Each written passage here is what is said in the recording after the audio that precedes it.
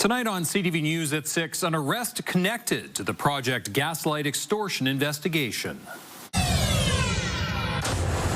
Police say a suspect is in custody and charged after returning from India. We were able to link him to 3 separate shootings. How parents can keep kids busy during the looming teacher strike. We know it's a stressful time for families, so we want to do what we can to offer some camps during this time. And finishing touches. Our first look at the multi-year Hawrelak Park facelift. Best free attraction in the middle of Edmonton. One more warm day tomorrow, and then a big cool down for the weekend as temperatures return to average.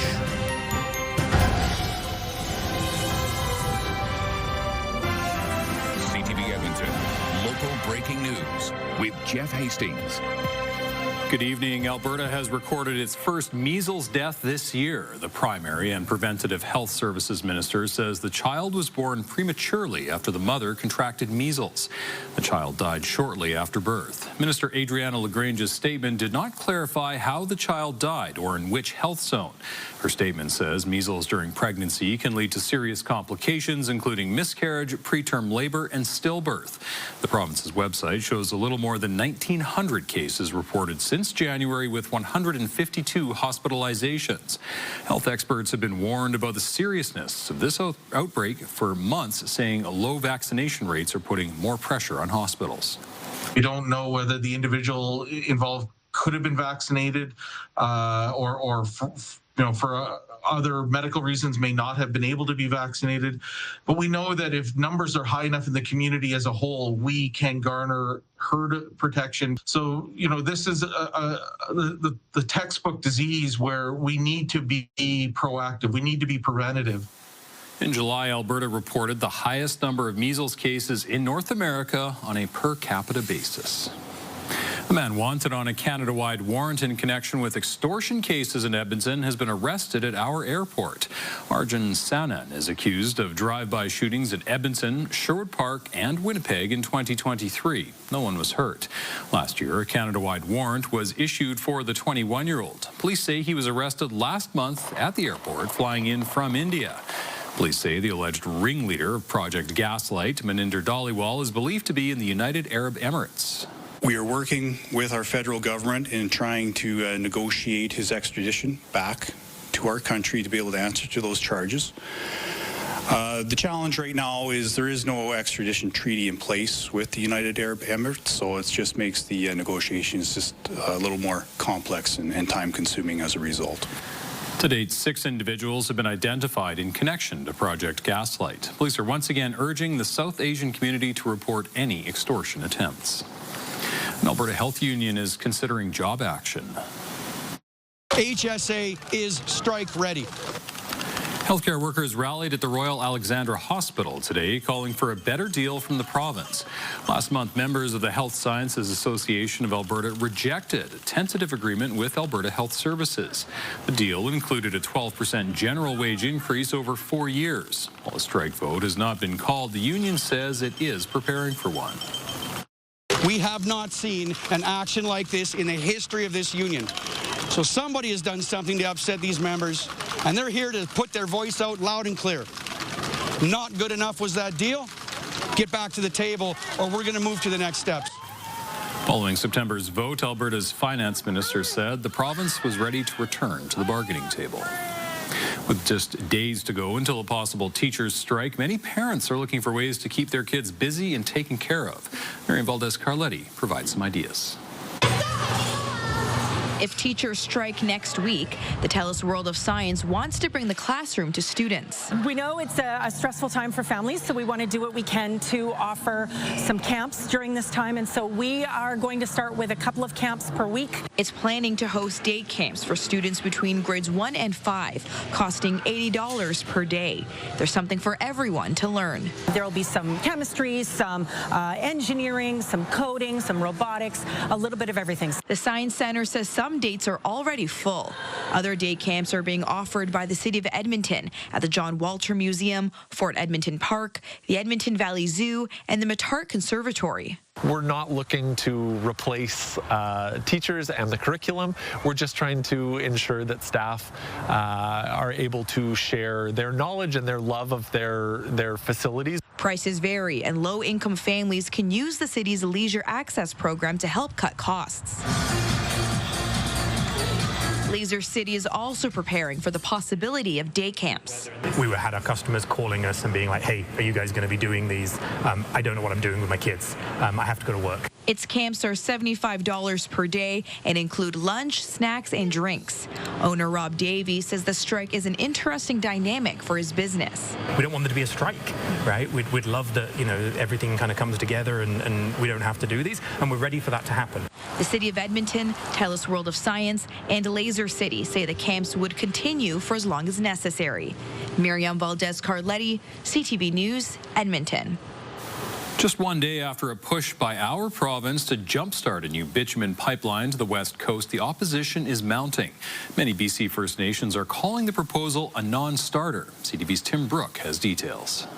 While she pushes to build a pipeline through northern BC, some First Nations leaders have a message for Alberta's Premier. My message to her is go home, stay home, forget about it.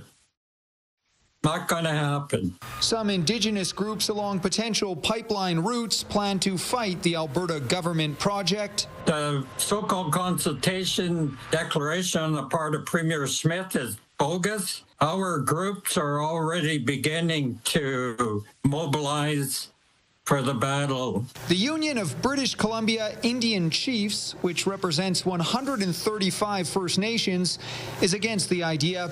So too is a group of coastal nations, including one that stretches to Prince Rupert, one of the potential pipeline destinations. I work collaboratively with our hereditary chiefs who are the title holders, and our mandate from the title holders is that there will be no crude oil pipeline within our territory. I think once people understand what's in front of them, what the opportunities are, especially the opportunity of lifting themselves and their quality of life to a better quality of life than they've ever had before, I think people will think about things a little differently. Alberta is also calling for the West Coast tanker ban to be lifted, insisting transport of oil is much safer now than it was just a few years ago.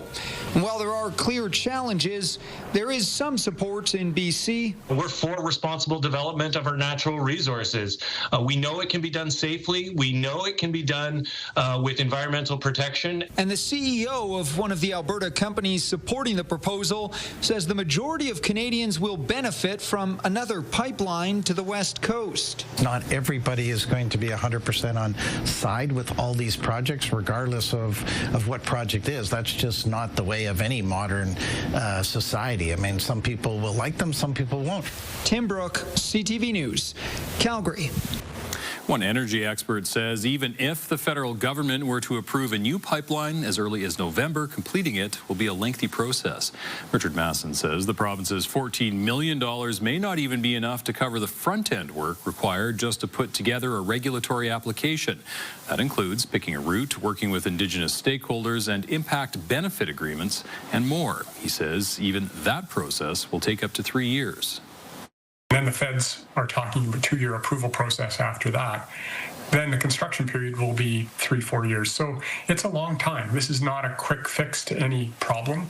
It is something that's going to take, determined effort. Masson says getting to that point would also require major commitments from energy companies, which have so far been reluctant to invest in new pipelines. While North is seeing a surge in calls throughout the city about suspected cases of bird flu, while wildlife experts say the chances of people or their pets getting the illness is low, precautions should still be taken. Amanda Anderson reports. A sign of the changing seasons as migratory birds head for warmer weather. but places they gather to prepare for that journey can become hotspots of their own. Avian influenza, which we sort of commonly know it as the bird flu, has really reared its ugly head this year. Wild North gets 6 to 12 calls a day about potentially infected birds, numbers it hasn't seen in a few years. It's a highly pathogenic disease, so it's kind of transmitted from bird to bird to bird, and we've had a lot of positive results. In other words, birds tested positive for this disease as of late. It's the first time I saw him swimming in circles after he started walking in circles. And after I watched that, I stopped recording and I sat and watched him for probably another 10 minutes, and he did the same thing. Tracy Moffat spotted this goose on a pond in Westview Village last week. We've been around geese our entire life, and we've lived in Westview Village for 4 years. And in the 4 years, we've never seen anything like that. Dale Guino says swimming in tight circles is one of the classic symptoms of bird flu. So if you see an animal that's kind of wandering around, a bird, it seems almost like it's drunk. It's got sort of odd head movements. Sometimes the head is sort of pulled back and swaying back and forth.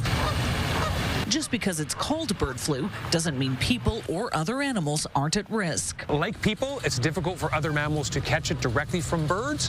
However, if mammals are scavenging off or eating dead birds that are infected, they can get it. He says avoid touching feathers and keep pets away from bird poop. Your dog gets that poop in their little pads and things like that, and then licks their pads or something like that. There's a small chance it could be transferred to your pet. So you want to be cautious. We got home, we took our shoes off outside, we washed everything down, we wiped everything off, we hand sanitized as much as we could with what we had at the house to make sure that we didn't bring anything inside the house, just to protect ourselves and the animals. Anyone who spots a bird displaying signs of the avian flu can reach out to Wild North for guidance. Amanda Anderson, CTV News, Edmonton. Popular Edmonton Park is almost ready to reopen. Hawrelak Park closed nearly 3 years ago for major renovation. CTV's Gates Guarin takes us on a tour to show us the latest improvements.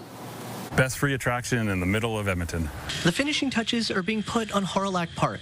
Sod and grass are getting laid, the final stage of electrical work is almost done, and brick by brick, pathways are nearly complete.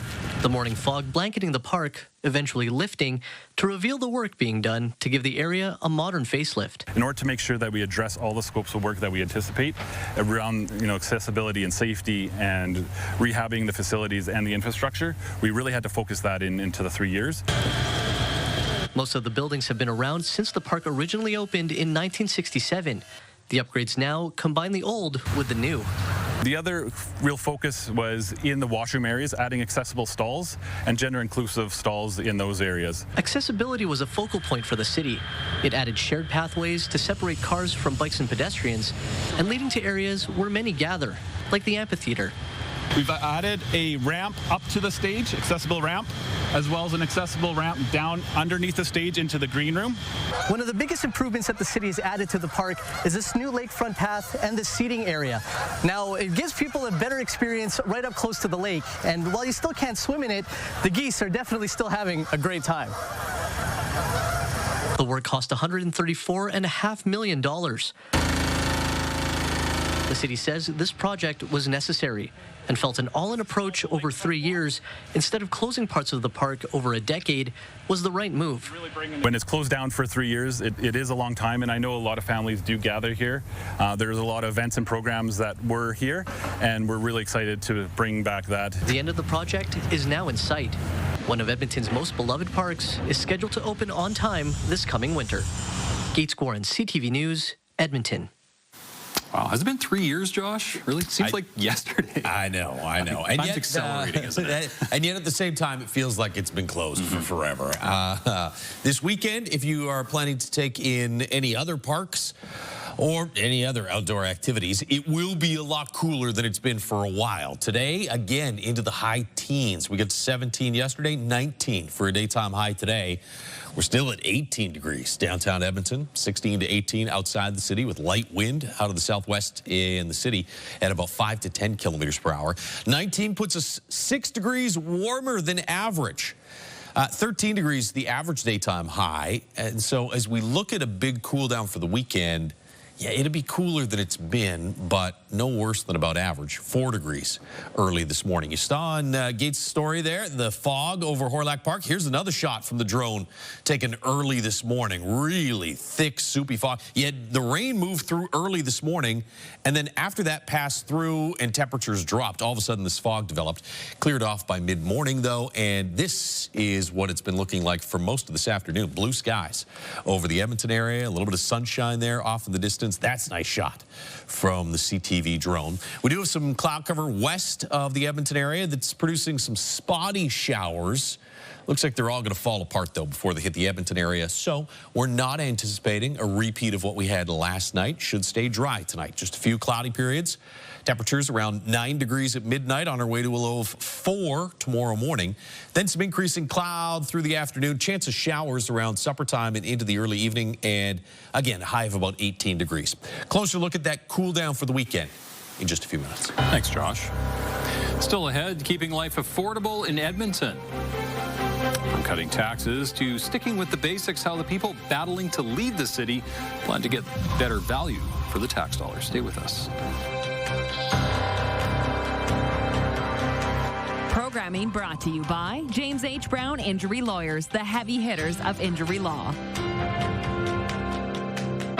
Coming up on your morning, Life of a Showgirl is out Friday. A wildest dream come true for Taylor Swift fans. A local music expert's take on why people love her. Plus, a neuroscientist's take on why we love the fall. See you at 6. Your Morning Edmonton, weekdays. Brought to you by James H. Brown Injury Lawyers, the heavy hitters of injury law.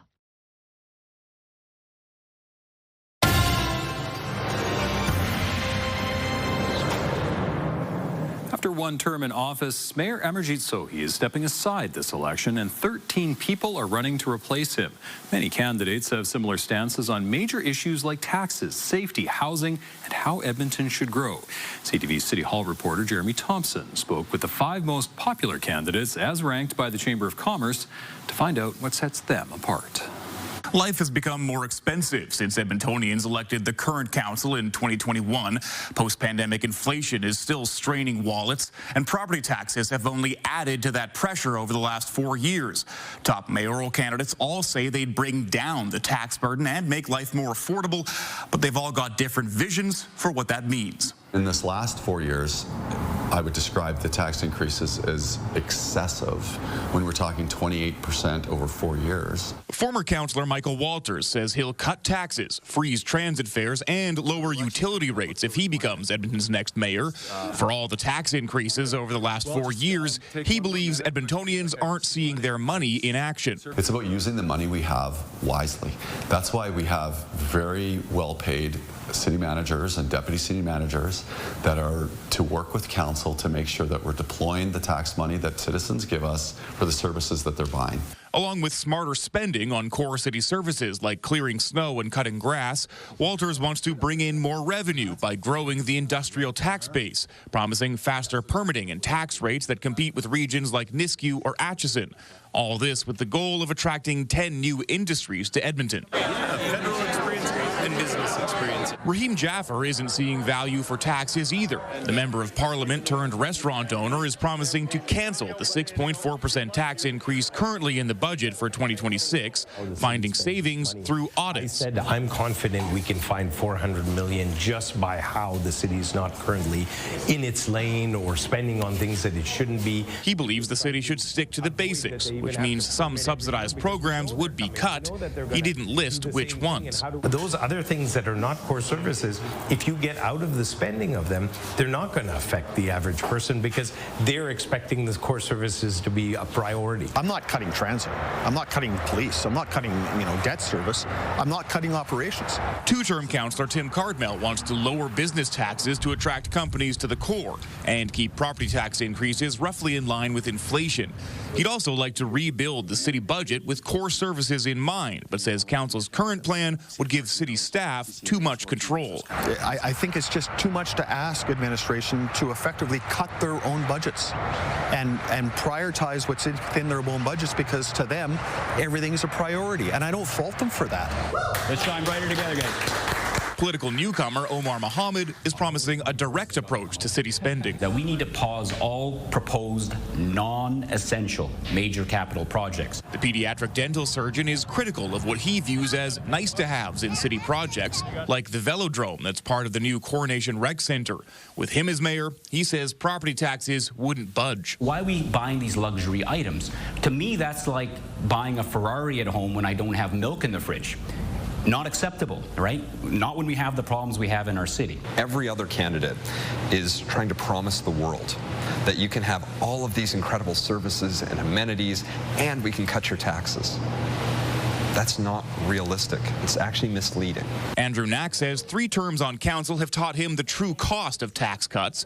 His plan is to keep building the projects he believes a growing city should have while avoiding surprise tax increases like the 9% bump in 2024. Roads that need to be widened, rec centers to build, libraries to build, fire halls. We're short 4 fire halls in this city right now. These amenities, this type of infrastructure is critical to people's quality of life. While taxes are a major cost driver, the candidates have more ideas to make life in Edmonton more affordable. Mohammed is pitching a subsidized grocery store for low-income Edmontonians. Jaffer and Walters want to bring back free parking and ditch the bag fee in the city's single-use items bylaw, while Cartmel has pledged to repeal the whole thing. Knack promises to expand subsidized access to transit, libraries, and rec centers. The outgoing council directed a major cost-cutting exercise that trimmed $60 million from the 4-year operating budget. Staff then found a further $160 million in the budget to reallocate to council priorities like snow clearing, transit, encampment response, and tax cuts. Whoever takes over as mayor will have to get creative to find more savings. Jeremy Thompson, CTV News, Edmonton. Edmontonians will vote for a new mayor and city council in about 2.5 weeks. Elections Edmonton says we may not find out who won until the next day. The provincial government banned electronic vote tabulators last spring. Elections Edmonton says ballot counting will start at the 220 voting stations after they've closed at 8 o'clock. There will also be a count center for all advanced votes, special ballots, and votes from institutions like hospitals and seniors' homes. That will also begin shortly after polls close. Elections Edmonton says it anticipates some preliminary results will be available election night. Officials say they don't expect full preliminary results until the next day. Well, still ahead on CTV News at 6, Dining Week Delights. And we just wanted to do something that promotes them and the area. You can treat your taste buds while supporting local businesses dealing with concrete barricades and orange pylons. Temperatures into the mid to high teens again tomorrow, but watch for that cold front 24 hours from now and the cool down for the weekend. Your full forecast next. Programming brought to you by Century Casino. 3 great locations: Edmonton, St. Albert, and Century Mile. A couple weeks ago, we talked about how high-pressure systems give us clear skies, low-pressure systems give us cloudy skies. Here's the other thing that happens. They spin, and that'll tell us a little bit about what kind of air, warm or cold air, is coming our way. With a high-pressure system, does it spin clockwise or counterclockwise, you guys? Clockwise, that's right. And with a low-pressure system, it spins clockwise, right. And so it's usually what? Hot or cold up here in the north? And usually to the south, warm, right. Okay, so let's say you were living here at A. Is there hot air or cold air coming your way? Cold, that's right. It's going to grab some of this cold air, shove it down. What if you lived over here at B? Are you warming up or cooling down? Warming up, that's right. This low pressure system is going to grab some of that warm air and start to shove it your way. And so where these systems are, and because of the way they spin, will tell us a little bit about whether it's warming up or cooling down over the next few days. Make sense? Yeah. Perfect. These are the grade 5s from smart kids out here at Florence Hawrelak, weather wizards. And you are.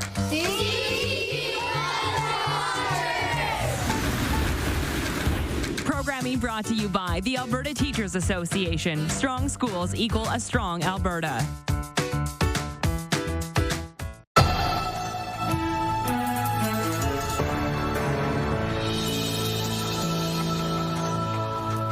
Stony Plain Road Dining Week is back for its second year. It was created as a way for businesses to gain some exposure as LRT construction continues. CTV's Merrick Takash has more. Construction on the LRT Valley Line has taken over Stony Plain Road, and to some, it seems like there's no end in sight. All the lights are completely switched, and they're constantly blocking traffic. It's been frustrating and bad for some businesses, including the owners of CH Cafeteria on 148th Street. I don't know, 3-4 years, and nobody noticed that it's really advanced. Stony Plain Road Dining Week is now underway, an attempt to bring back missing restaurant customers. And we just wanted to do something that promotes them and the area, having had so much construction and change in this area for the last couple of years. El Corazon restaurant says it has lost 60% of its customer base because of construction. It's just hard to get here, right? It's hard to get here, and they're stuck in traffic. They're stuck idling. What used to be a 5-10 minute drive is now turned into a 35-40 minute drive for our customers. Phone number 1 says they have seen a huge drop in customers. I cannot believe it.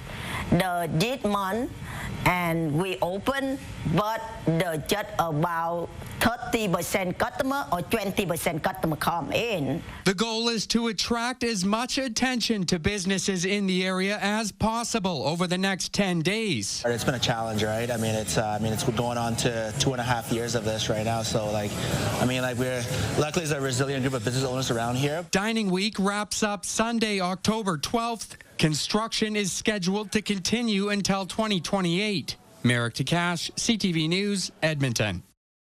All right, Josh, I suppose we should probably talk about that cold front. Do we have to? I think everyone would be okay. More of a cool front than a cold front. That's better. That's okay. Back to average for the weekend. Here's what it looks like outside right now. And while we're taking a look at the Action Furnace River Valley Skycam, brought to you by Action Furnace, fixed right or it's free. Want to say hello to the grade 5 students from Earl Buxton and Michael A. Caustic schools. Had a little Weather Watcher segment at the Tell Us World of Science earlier this morning. 18 degrees downtown Edmonton right now. They were driving to Tell Us World of Science Edmonton with some fog out there, but that fog, as we said, burned off fairly quickly. We've been under sunny skies for most of the day today. 19 for the high, 15 in Grand Prairie, 13 in Fort McMurray, and 17 in Red Deer today. A little bit of patchy cloud cover across the northeast, but from Edmonton off to the east and to the north, skies were a lot clearer than they were to the south and to the west. And there were a couple scattered showers. Looks like they're kind of falling apart here south of Highway 16. You still have a couple there approaching the High Prairie region. This is not going to be a repeat of what we had last night. You're not going to see showers and thunderstorms through the overnight period. Just a few clouds rolling through and then some clearing. So mainly sunny skies tomorrow morning. Cool start to the day. We'll be around 4 degrees again in the morning. And then as the afternoon goes on, look at that cloud cover start to slide in from the northwest. That's the cold front approaching. And behind that, will cool off in a big way for the weekend. As the front goes through, you get a chance of some gusty wind and a few scattered showers from Edmonton off to the northeast. In behind this, it'll be a little more hit and miss in nature. So the best chance looks like it'll be 5 to 8 p.m. Although even overnight, you might see a couple scattered showers. Saturday, best chance for precipitation will be in western and then southern parts of the province. Northeast, you'll get a few scattered showers as well. I think most of it will avoid the Edmonton area. We're under a mix of sun and cloud. Look at that. Snow. Foothills, mountain parks. Might even see a little bit of snow around Calgary and off to the west Saturday night. I think Thanksgiving weekend, there's a good chance that we'll see some snow across parts of the province as well. I've left it out of the forecast for Edmonton for now, though. 13 degrees in Fort McMurray, 14 in Grand Prairie, 16 currently in Red Deer, and we're at 18 degrees still. Remember, 13 is the average daytime high. We'll be around 11 or 12 degrees, so close to the average high at 9 o'clock tonight. 4 degrees tomorrow morning, sunshine through the first half of the day, then some increase in cloud in the afternoon. High of about 18, maybe 19 once again, and that chance of showers in the early evening hours. It's a better chance for some late evening showers, if anything at all, on Saturday. About a 60% chance tomorrow, then a 30% chance later in the evening on Saturday. Most of the day, just a mix of sun and cloud. As we said, most of that rain's going to be west of us. Sunday, mix of sun and cloud. Again, about 12 degrees, but look at your morning temperature. Below zero in the city. Outside the city, 4 or 5 degrees below zero Sunday morning. Little rebound there. Tuesday, Wednesday, Thursday, Friday, back into the mid to high teens. But there's your Thanksgiving weekend. Daytime highs a little closer to 10. Thanks, Josh. Still ahead on CTV News at 6, a terror attack on a British synagogue. Additional police assets are being deployed to synagogues across the country, and we will do everything to keep our Jewish community safe. A deadly attack on the holiest day on the Jewish calendar, and we're not going to be spending 75 cents of our dollar south. Canada's plans for an enormous increase in defense spending. Programming brought to you by James H. Brown Injury Lawyers, the heavy hitters of injury law. Programming brought to you by the music of Star Wars with your Edmonton Symphony Orchestra. Learn more at winspearcenter.com.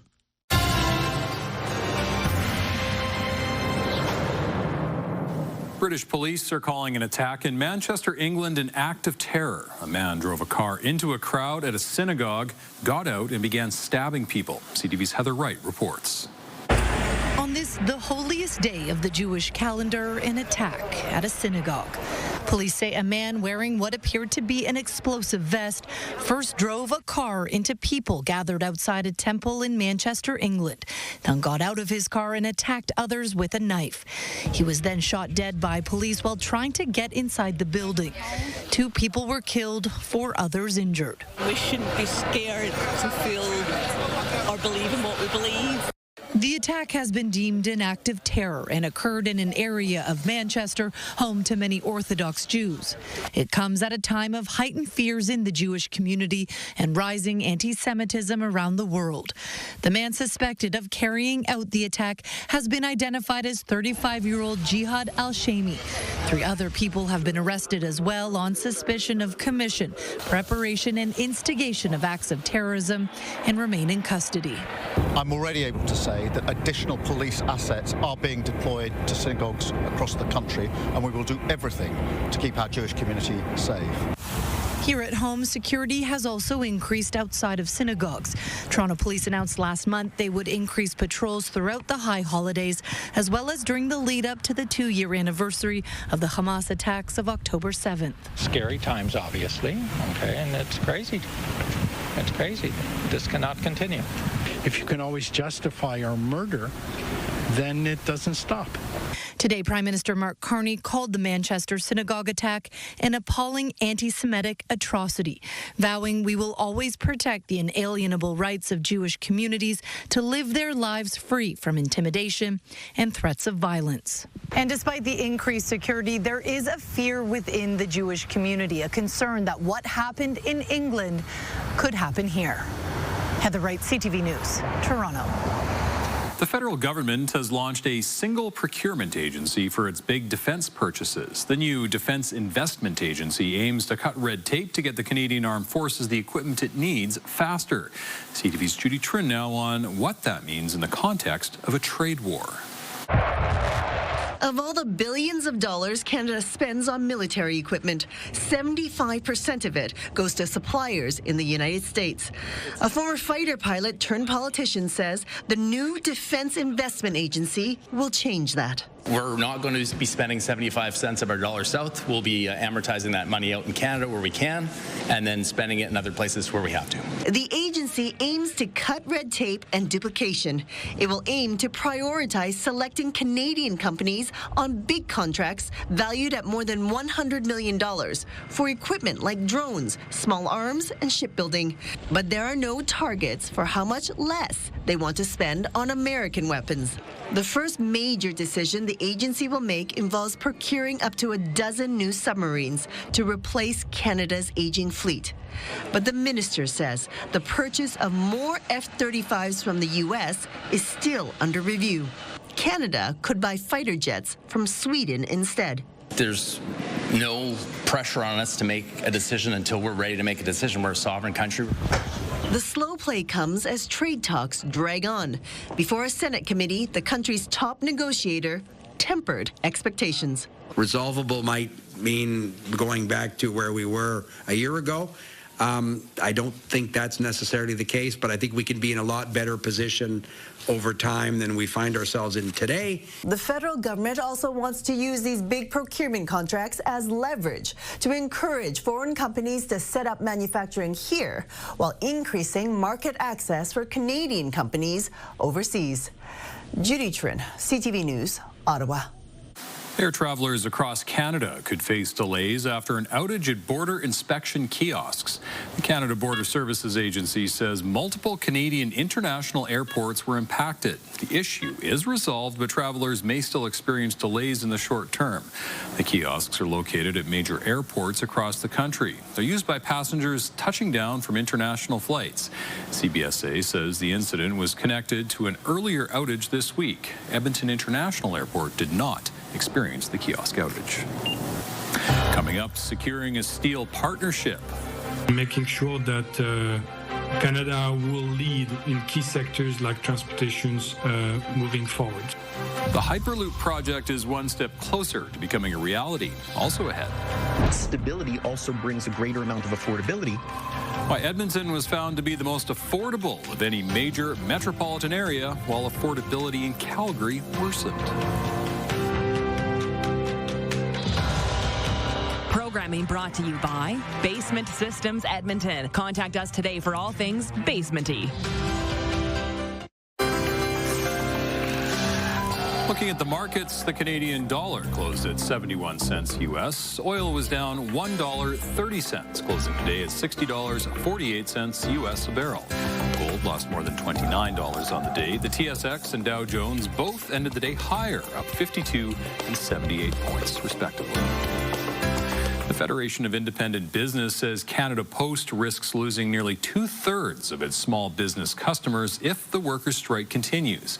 The CFIB says last year's strike cost small businesses more than $1 billion, and 13% of those surveyed have stopped using Canada Post since the disruption. The organization says nearly 2/3 of respondents said they'd also switch shipping providers if another strike happened. The latest job action was launched after the federal government announced a major overhaul of Canada Post to address its troubled finances. Amazon is adding more than 550 seasonal jobs in Edmonton ahead of the holidays. It's part of the company's plan to hire 7,000 seasonal employees across the country. Positions will be open in Amazon's fulfillment centers, sorting centers, and delivery stations. Amazon is also increasing its average wage by $1 to $24.50 an hour. While the cost of buying a home has felt out of reach for many Canadians, a new report shows affordability is improving. In Alberta, it's a tale of two cities. CTV's Kathy Lee explains. The report released by the interim parliamentary budget officer shows Calgary as one of the cities where affordability actually worsened, even though the cost of carrying a mortgage is still relatively low. In contrast, Edmonton was found to be the most affordable of any major metropolitan in the analysis. An economist says one of the possible reasons for the difference is that Edmonton is a government city. Government is to some extent recession-proof. Government will go on no matter what. And so where Calgary might live and die by the oil and gas sector, where jobs will hemorrhage with the ups and downs of the oil price, the government is much, much less likely because it's much more unionized. So that stability also brings a greater amount of affordability. Affordability in the report was calculated based on the gap between average home prices and what the typical household can afford. Nationwide, the gap narrowed from 80% in 2023 to 34% in August. Cheaper borrowing costs, lower home prices, and stronger wages are contributing factors, making it more accessible to pay for a mortgage and own a home. We've seen a lot of labor disruptions built around the idea of asking for above average wage increases, which have also triggered then in the private sector the request for above average wage increases. While cities with better housing prices saw affordability get worse, some of the country's most expensive housing markets like Hamilton and Toronto actually saw affordability improve significantly. Two Canadian steel companies have signed on to a project that would connect Edmonton and Calgary. Algoma Steel and Supreme Steel Partner are joining Transpod to build an ultra-high-speed rail line between the two cities. They'll provide between 1.5 and 2 million tons of steel for the project. Transpod says this partnership will help diversify Canada's steel market and make it less reliant on the United States. There's more interest now to really fully develop Canadians' potential and making sure that Canada will lead in key sectors like transportations moving forward. Transpod is waiting for the province's approval to build a test track from downtown Edmonton to the airport. It expects to hear back by the end of the year. The full project is expected to create up to 140,000 jobs. An Edmonton woman will compete in the new season of Masterchef Canada starting tonight. Veronica McRae is the founder of The Good Place, an Edmonton organization dedicated to strengthening the Indigenous community and empowering others in their healing journey. As an Indigenous woman, I wanted to bring representation to television in the culinary world and advocate for food security and hopefully be a positive role model for Indigenous youth of Canada. First episode of Masterchef Canada Season 8 airs tonight at 8, right here on CTV. Still ahead, how a Canadian record store owner got a private show with Beatles legend Sir Paul McCartney. We're the only ones in the audience in the rehearsal space. It was mind-blowing.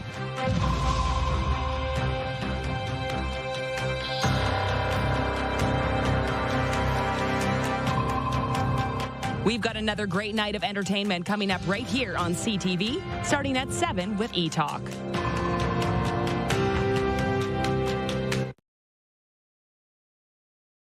Programming brought to you by the music of Star Wars with your Edmonton Symphony Orchestra.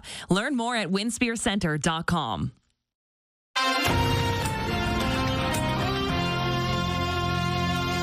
When the owner of a Western Canadian record store revealed he discovered a lost recording the Beatles made in 1962, it made headlines around the world. Instead of selling the valuable piece of music history, he gave the tape to one of the men who made it. CTV's Shannon Patterson reports.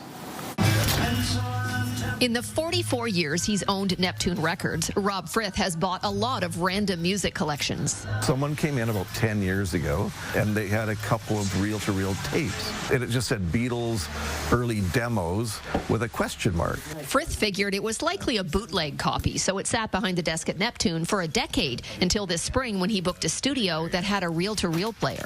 We put the tape on. We thought we'd be hearing like record noise or whatever, and it was like the Beatles were in the room with us.